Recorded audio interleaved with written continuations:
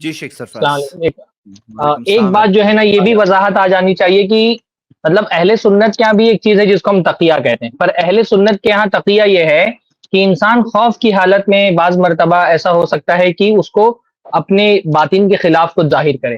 اور شریعت نے اس بات کی اجازت دی ہے، اللہ الا ان تتقوا منهم تقا، کہ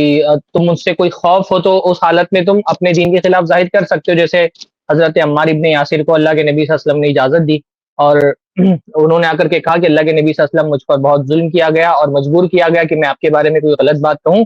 تو میں نے مجبوری کی حالت میں یہ بات کہہ دی، تو اللہ کے نبی صلی اللہ علیہ وسلم پر قرآن کی آیتیں نازل کی گئیں، الا من اکرہ وقلبہ مطمئن بالایمان، کہ جس کو مجبور کیا گیا ہو اور اس کا دل اگر ایمان پر مطمئن ہے تو مجبوری کی حالت میں اگر کوئی بات بطور تقیہ کہہ دے تو شریعت میں اس کی اجازت ہے، لیکن وہ ایک خوف کا عالم ہے اور وہ بھی ایک رخصت ہے، وہ ایسا نہیں کہ دین کا حصہ ہے. یعنی آپ دیکھیں گے کہ اس میں ایک طرف حضرت عمار ابن یاسر ہیں تو دوسری طرف حضرت بلال بھی ہیں، جن کو سلگتی ہوئی ریت پر لیٹا دیا گیا، وزنی پتھر ان کے سینے پر رکھا گیا اور ہر طرح سے ان کو مجبور کیا گیا، پر وہ احد احد ہی کہتے رہے. تو اہل سنت کے یہاں بھی تقیہ ہے، پر وہ تقیہ کیا ہے؟ بہت خوف کی حالت میں، مجبوری کی حالت میں بعض مرتبہ شریعت جھوٹ بولنے کی اجازت دے دیتی ہے اور اپنے باطن کے خلاف ظاہر کو کرنے کی اجازت دے دیتی ہے. لیکن اہل سنت کے یہاں شیعوں والا تقیہ نہیں، شیعوں کے یہاں تقیہ تو ان کے دین کا حصہ ہے. یعنی امام جعفر صادق کی طرف ایک قول منسوب ہے، وہ فرماتے ہیں انکم علی دین من کتمہ اعزہ اللہ ومن اذاعہ اذلہ اللہ، کہ تم لوگ ایک ایسے دین پر ہو جو اس کو چھپائے گا اللہ تعالیٰ اس کو عزت دے گا، ومن اذاعہ اذلہ اللہ، اور جو اس کو پھیلائے گا، اصول کافی کی روایت ہے صفحہ نمبر 485، کہ جو اس کو پھیلائے گا، اس کو ظاہر کرے گا، اللہ تعالیٰ اس کو ذلیل کر دے گا. تو یہ جو شیعہ تقیہ ہے اور جو اہل سنت کے یہاں تقیہ ہے ان دونوں میں بہت فرق ہے. ابو عبداللہ کی اہل سنت نے اس کو تقیہ نام دیا بھی نہیں ہے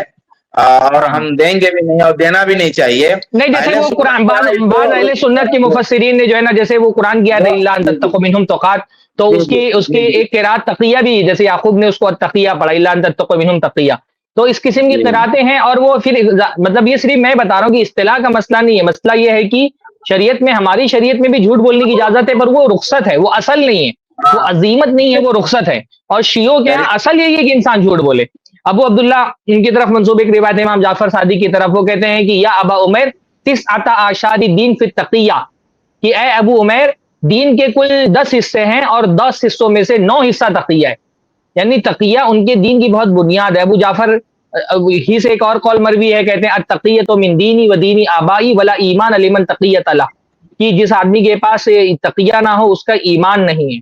بلکہ ملا یحضر الفقی بہت مشہور کتاب ہے شیعہ حضرات کے اصول اربعہ میں ہے، اس میں تقیہ کے بارے میں ایک روایت درج ہے، وہ کہتے ہیں لو قلت ان تارک التقیہ کتارک الصلاۃ لکنت صادقا، اگر میں کہوں کہ تقیہ چھوڑنے والا ویسا ہی ہے جیسے نماز چھوڑنے والا تو میری بات سچ ہوگی. یعنی جیسے نماز ان کے دین میں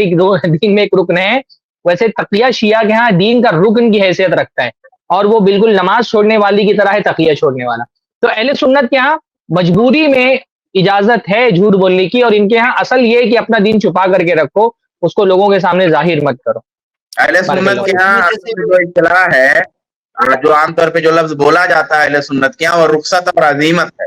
یعنی یہ رخصت ہے اور یہ عزیمت ہے. رخصت میں یہ ہے کہ بھائی آپ مجبوری میں آ گئے تو رخصت میں بہت ساری چیزیں ہیں. آدمی کو مرنے کے کگار پہ ہے تو رخصت میں آدمی حرام چیز کھا سکتا ہے، تو یہ رخصت میں تمام چیزیں ہیں. اب رخصت میں اپنی جان بچانے کے لیے، اگر جان کا مسئلہ آ گیا تو اپنی جان بچانے کے لیے کوئی لفظ بول سکتا ہے، یہ بھی رخصت میں ہے. تو اہل سنت نے بنیادی طور پہ اس کو رخصت کا نام دیا ہے، لیکن وہ عزیمت ہے، باقی ہے، یعنی کہ جان کا بھی پتا کرنا پڑے. لیکن اس رخصت میں اتنی وسعت نہیں ہے. اہل سنت جب یہ کہتے ہیں نا، ہمارا جو یہ موقف ہے کہ کبھی جان بچانے کے لیے جھوٹ بول سکتا ہے یا کسی اور چیز کا اظہار کر سکتا ہے،